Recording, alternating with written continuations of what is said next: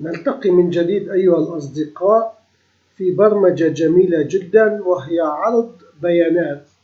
هذه البيانات موجودة ضمن خلايا الإكسل. إنها تحتوي على تكرار، وهذا النموذج سوف يعرض لنا التكرار أين هو. نلاحظ أنه أعطانا إنها عبارة عن 105 عبارات أو 105 كلمات، 28 منها غير مكرر. فإذا هذه البيانات 28 الغير مكرر. كيف تم هذه البرمجة؟ سوف نتابع مع بعض إن شاء الله. لنكمل مع بعض أيها الأصدقاء لنرى كيف تمت هذه البرمجة بطريقة محترفة تساعد على عدم إظهار التكرار في هذه البرمجة. البرمجة بسيطة، لها زر موجود ضمن خلايا الإكسل. هذا الزر هو الذي يعرض النموذج ويعالج البيانات، والزر الثاني هو زر أوكي، هو عبارة عن إغلاق. فإذا البرمجة موجودة ضمن هذا الزر الذي هو مربوط مع المديول. إن هذا المديول يعالج هذه البيانات. سوف نأخذ المديول سطر سطر ونتجاوز المتغيرات. هذه كلها متغيرات تم تعريفها. السطر الأول يعطي للمتغير أنه يعالج البيانات من A1 ل A105. فإذا هذه البيانات كلها موجودة لل105. السطر الآخر هو عند تواجد خطأ. هذا الخطأ يتواجد في حالات دائما. فإذا نضع هذا السطر لكي يتجاوز الخطأ. ثم تبدأ الحلقة. الحلقة تقول أنني سوف أبحث في جميع المجالات. فإذا في هذا المجال كله سوف يبحث ويقوم عملية البحث. تبدأ في بداية الأمر هذه الحلقة الصغيرة أنها تأخذ البيانات وتضيفها إلى مصفوفة وتكون متوافقة مع عدم تكرارها. فإذا في هذه الخطوة نحن نأخذ 150 سطر ونعالج ونضيف فقط الغير مكرر، وبذلك انتهت البرمجة. لكن كيف سوف نضيفها إلى الفورم؟ إنها عبارة عن البرمجة التالية التي تعالج عملية إضافتها وإظهارها على الفورم. فإذا لنتابع. أيضا نعطي سطر للخطأ عند تواجد أي خطأ يتجاهل الخطأ. تبدأ الويز التي هي تجاهل أو لعدم تكرار كلمة use الفورم 1 في هذه المرحلة، وهذه المرحلة نضع فيها ويز end with. فإذا use الفورم 1 هذه عبارة عن الرقم الذي سوف يأخذه الكابشن الخاص بعدد البيانات وعدد البيانات الغير مكررة. فإذا total items هذه البيانات كلها تعطى رقم عن طريق الدالة count، ونحن لدينا الغير مكرر أيضا له أصبح رقم. فإذا في هذه الحالة إنها عبارة عن ملاحظات للمستخدم. البرمجة ليست معقدة. البرمجة الجميلة هي في هذه الأسطر. نحن سوف نضيف أسطر لها حلقة أولى وحلقة ثانية وإف الشرطية التي تقول أن مكان تواجد السطر I هل هو أكبر من مكان تواجد السطر G. إذا تحقق التوافق نقوم بعملية أخذ معلومات في هذا المجال. أما إذا لم يتحقق الشرط يتحقق في مجال واحد عندما نتجاوز الرقم. نلاحظ الفورم الأولى تقول أن المتغير I يأخذ عدد 1 إلى رقم 105 ناقص 1 يعني 104. والجي الفورم الثانية تأخذ رقم نفس الآي زائد 1. فإذا كانت الآي 1 فإذا هنا سوف تصبح 2 إلى 105. هنا ناقص 1 هنا 105. لنلاحظ ما هو التغيير وما هي الاستفادة من هذه الحلقتين. أننا بهذه الحالة سوف نتحسس بالإف التي تقول أن أي الواحد أو السطر الأول الذي سوف نذهب ونشاهد. السطر الأول إذا أخذ البيانات وكان أكبر من السطر الثاني نعمل هذه. إنه لا يصبح السطر الأول أكبر من السطر الثاني أبدا أبدا أبدا إلا في حالة أن الثاني أصبح في الأخير والذي لا يحتوي على أي بيانات. في هذا الشرط الإف تتحقق أن السطر الأول أكبر من السطر الثاني، لأن هنا لا يوجد بيانات ونحن هنا نحدد أنها زيادة 1، فإذا تأخذ البيانات الزيادة. فإذا هذا موضوع نظري سوف نعالجه بالبرمجة. نشرحها مرة أخرى أيضا. نلاحظ عندما تحقق أن الآي أكبر من الجي، أكبر القيمة الموجودة في الآي التي هي الخلية الأولى أكبر من القيمة الموجودة في الجي التي هي ليست الثانية ولا الثالثة، إنها 106 أي أنها فارغة، فإذا تصبح الآي هي الأكبر. نأخذ للمتغير الأول القيمة الموجودة في الآي، إنها واقفة على الخلية الأولى، هذه هي قيمة آي. أما المتغير الثاني تأخذ القيمة الموجودة في الخلية جي التي هي آخر المجال. فإذا ثم نقوم بعملية إضافة لهذه المصفوفة التي تحتوي على البيانات الغير متكررة التي رأيناها من 28. نضيف لها المتغير الأول، لكنه يكون موجود قبل رقم جي إذا كانت رقم 106 فإذا قبل 106، وبذلك نحصل على أن المتغير الأول أخذ موقع قبل الأخير. أما المتغير الثاني يأخذ مكان قبل الأول، وبذلك وزعنا. افتراضيا الموضوع غير مفهوم حاليا، لكن لنفترض أن المتغير الأول أخذ الرقم والمتغير الثاني أخذ الرقم وتم إضافته إلى هذه المصفوفة لهذا المجال. ثم يتم عملية حذف.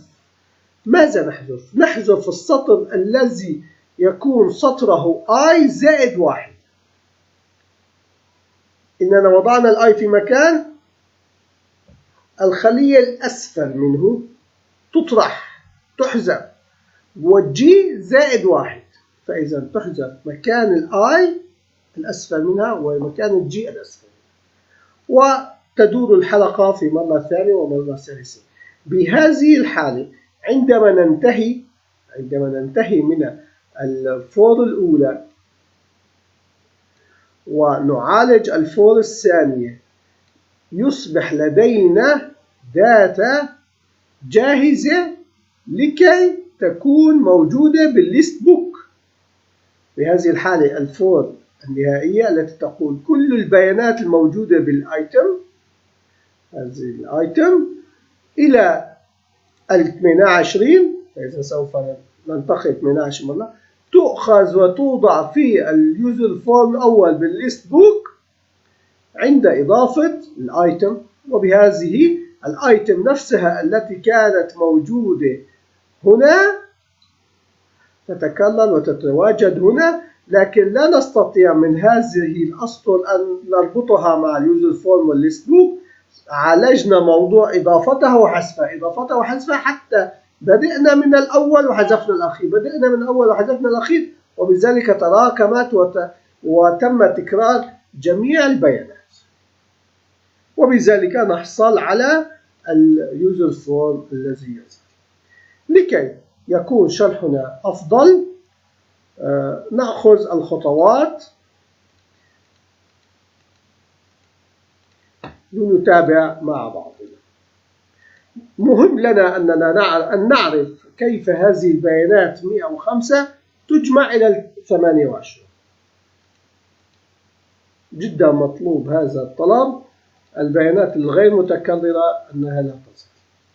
فإذا طلبنا البرمجة نلاحظ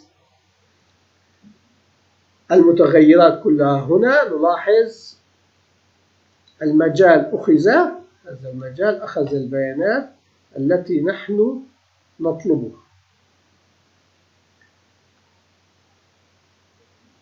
السطر الثاني 105.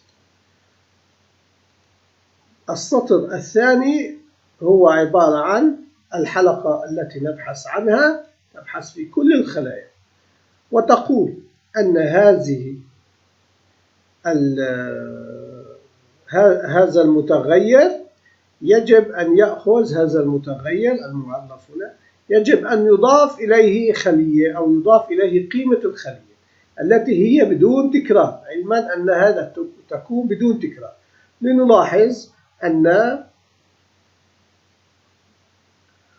الآن تمت. نلاحظ أن له ايتم واحد فارغ، ويتم الآن إضافة البيانات. لنلاحظ الآن تضاف البيانات تلقائيا. هذه البيانات الموجودة هنا تضاف تلقائيا في هذه الأسطر، لكن الغير مكررة، وبذلك نلاحظ أنها تعالج الموضوع الغير مكرر.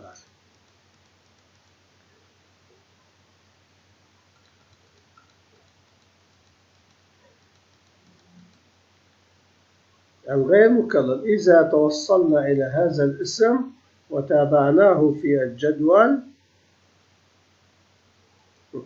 نلاحظ هذا الاسم موجود في الجدول، لكن هنا هذا الاسم لم يؤخذ، أخذ التالي لأنه مكرر. لنلاحظ أنه مكرر هنا. فإذا هذه البرمجة تساعدنا. هذا السطر يطلب إضافة مع علما أن لا يكون مكررا، وبذلك نحصل على البيانات التي تكون غير مكررة. إذا تم إزالة هذه البرمجة نلاحظ أننا حصلنا على هذه البيانات الغير مكررة. والسطر التالي يقول أن الليبل أخذ، نلاحظ 105، أما هنا الليبل الثاني أخذ 28 من خلال الآيتم التي تم فصلها وفرزها. نبدأ البرمجة. أن الآي هنا أخذت رقم 1 والجي أخذت رقم 2. وهنا الإف تقول إذا الواحد كانت أكبر من 2 لا.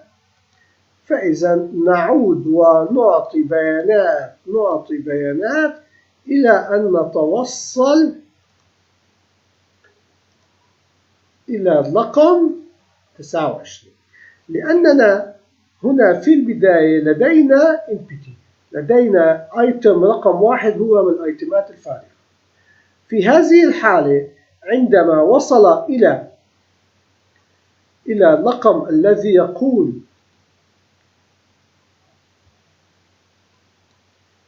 أن 2 أكبر من 3،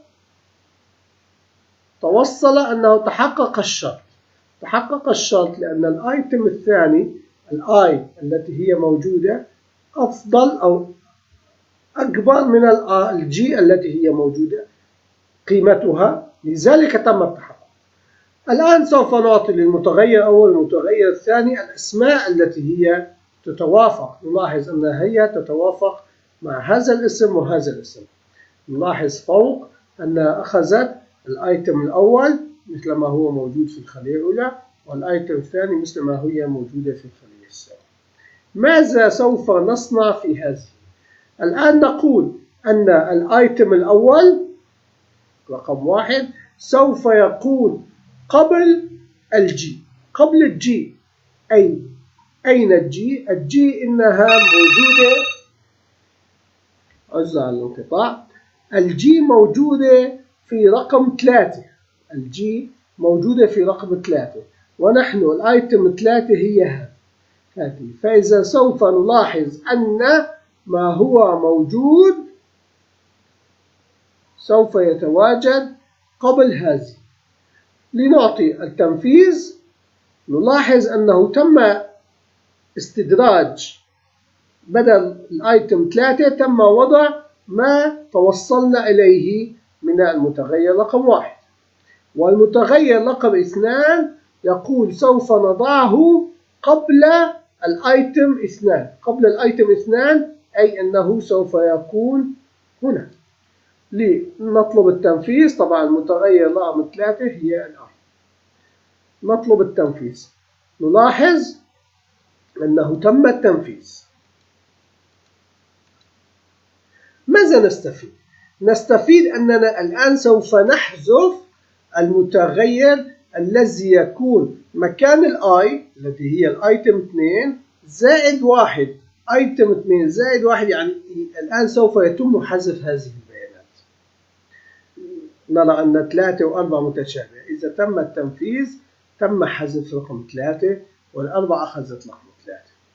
والسطر التالي يقول ما مكان تواجد الجي؟ مكان تواجد الجي 3. احذف لي الرقم.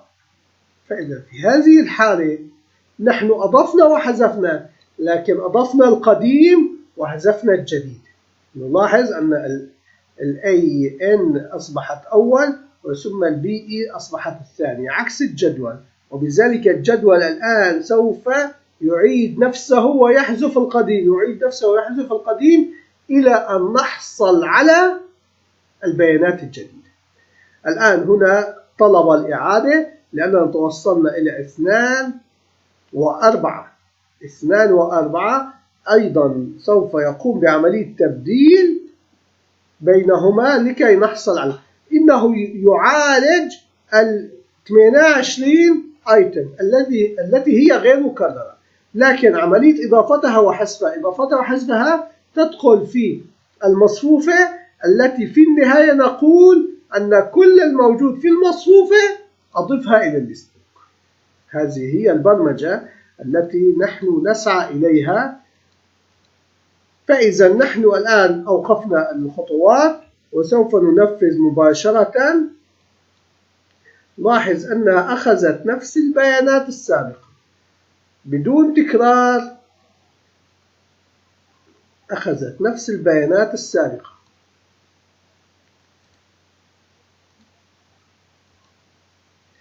فإذا انتهينا من كل البيانات، ولنقارن بينها نلاحظ أخذت نفس البيانات السابقة وتم الفرز تصاعديا لها.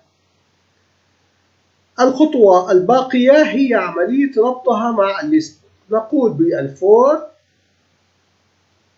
أن أي بيانات موجودة بالآيتم يتم إضافتها. لنلاحظ هنا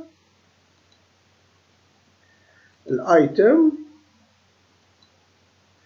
نأخذ أول قيمة ثم القيمة الثانية ثم القيمة الثالثة إلى أن نصل إلى